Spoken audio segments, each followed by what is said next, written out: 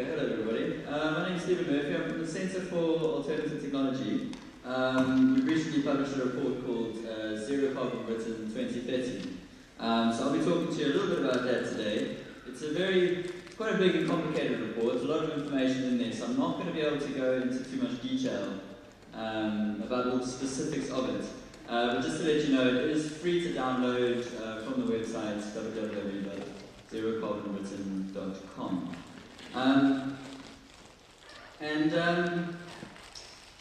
One of the things I really enjoy about this position that I've got is to be able to come onto the stage at this phase in the evening when it's very much on the message of yes we can. I've spent so much time campaigning on climate change where it's all the negative messaging and looking at the problems and how dire the situation and just how disastrous it's all going to be. It's really great to be able to come up here and say, you know, yes we can do it. I have a positive message, there's an idea there that we can take this forward. I used to work for Christian Aid where they were looking at climate change from a development perspective, and every day I'd have all these images coming through of the drowning people and the starving people here and poverty and inequality and that. So it's really nice to be able to change that message and come with something that's positive and something really good. So what I'm talking about does kind of contrast and complement slightly with what Ben's going to be talking about on transition towns, because, as he said, it requires every one of us, and a lot of his work involves individual people on a community scale. But what Zero Carbon Britain reports deals with is looking at the big picture, what needs to be done on a national level. And looking at the way we go about tackling climate change, in a lot of ways people talking about incremental changes and we need to cut emissions here, cut emissions there. But what we've been missing is a plan. We're all fragmented, there's too many different elements happening all at once. We don't really have any strong idea as to where we are going, what society is going to look like when we get there. What does this carbon-free, environmentally friendly, renewable future actually look like? And why is it something that we would want to be part of? Something that we can look at is kind of a religious comparison here as to what the idea of a promised land has done for religion, and the fact that it gets people into church every Sunday, gets people making all those individual small moral decisions all the time, because there is that vision of somewhere else that you're going to be, that's better, that's great, and that's fantastic. And that's part of what I think has been missing from the climate change movement, is a sufficient narrative around how we see the future and what kind of future it is that we want to live in. We spend a lot of time focusing on the negative aspects of climate change without really tackling the fact that the society we want to create is going to be better, it's going to be cleaner, it's going to be stronger sense of community, and it should be a place that we all want to be part of. And that's where it's nice coming at things from a Zero Carbon Britain perspective, looking at the report, because I get to bring that message, because what Zero Carbon Britain 2030 is it's a plan. It looks at the whole of society and says, you know, zero, we can do it. This is something that is possible. It does say that we can get to zero and still keep the lights on. It's a realistic vision for a society as well, that is acceptable in political and economic sense. But the important thing to realize is that what we've got in the report is we've got a plan. What we have is one option. It's not the plan. And that's part of what us being here and having these discussions is all about, is to figure out exactly what that endpoint looks like. We have an option of an endpoint if you put together things in a certain way. But it's not specifically the way it should be done.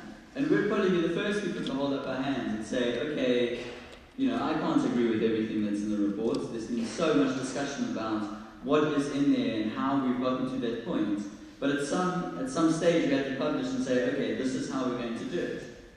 Now we need to stimulate the debate and talk about how we see the best way of getting there is going to be.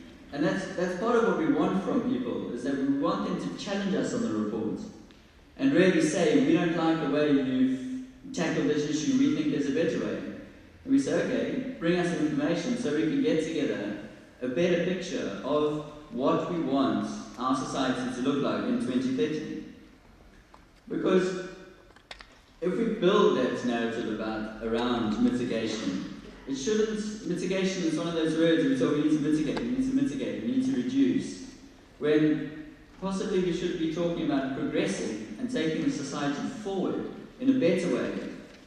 It's great to see what Climate Camp and other campaigning organisations are doing around oil, and the associations of dirty oil.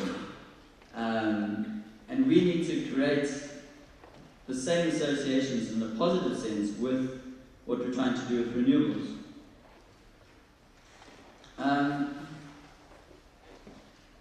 So now a little bit of detail on the report. I've only got a few minutes left, I think, and then we can have some questions. When you're looking at a target like zero, I know it's on Campaign Against Climate Change, it's also using as one of their essential visions. Zero, it's an ambitious target, it's something you can really get excited about. It's not 80%, we'll kind of think about getting rid of them somehow, but we're not really too serious about it at all. We're talking about zero.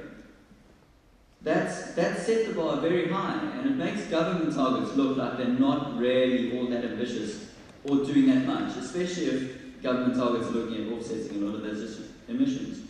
So what our scenario does is it has zero carbon emissions without any need for international offsets. So everything is handled locally and within our own country. It does emphasize the need for a plan. It does emphasize the need that we do need to bring it together, and we do need to establish that direction that we're going, and really understand that there's going to be difficult choices along the way.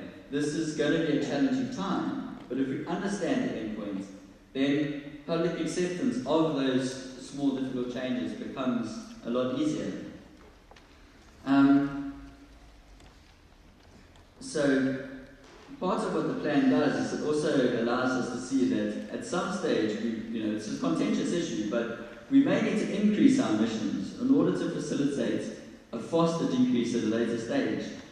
What happens is we end up going for small emissions cuts, small emissions cuts, small emissions cuts. And when you're looking at, say, 40% cuts, or 50% cuts, or 60% cuts, it gives you a very different set of decisions than you'd make if you're going towards zero. Because something like carbon capture and storage is great if you only need to cut 90%. Your CHP plants on a community scale, runoff gas, is fine if you're only looking to reduce by 40-50%. But when you need to get to zero, then you start looking at those technologies and saying that there's a lot of false starts out there that we can't get ourselves locked into, because then it becomes a lot more expensive at a later stage to try and undo a lot of those changes that have been pushed in by chasing small incremental cuts. So what Zero Carbon Britain 2030 does is it takes a holistic view of society and the interactions between sectors. So we looked at all the major sectors and gone with, looking at your built environment, transport, your energy sector, specifically land use as well, and see how they all interact with each other, not just act on an isolated level, but what changes in one sector are going to mean for other sectors. Another important point that we've managed to do in this scenario is that it's no fossil fuels whatsoever. The energy system is run completely on renewable sources. So that gives you, there's an entire industry that we're basically doing away with. If we were to say in 2030 under a zero carbon scenario, if you were to find a massive oil field under the North Sea somewhere, you wouldn't really have any idea what to do with it. You'd be kind of lost. The whole argument of whether we leave it in the ground or not would be kind of moot, because there'd be no point to it. We wouldn't have a use for it.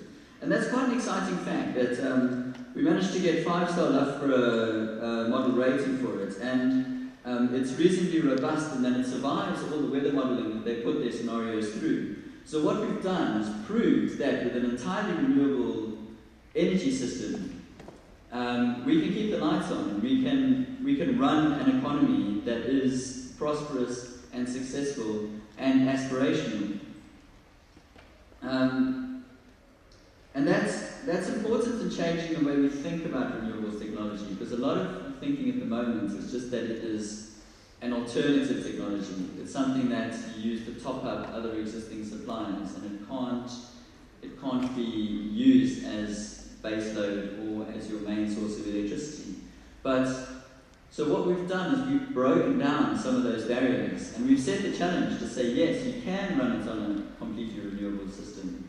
It's going to require some rather challenging infrastructural changes, but it is possible. And that brings back to, yes, we can. We've proved we can do it. We've used all the government's own modelling data and a lot of their own figures and said, right, if you choose this method, you can do it. You know, it pushes the standard and shows the government that what they're attempting is not ambitious enough, and we can do a lot more.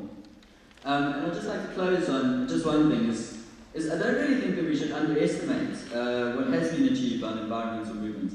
I think there seems to be a lot of negativity, especially after Copenhagen, as to what we are managing to achieve and what is being done. But if you look at the environmental movement 10, 15 years ago, it was a relatively marginal issue, with small-scale campaigning. And where we are now is tasked with trying to set the shape for a society and get environmental concern at the top of your global political agenda.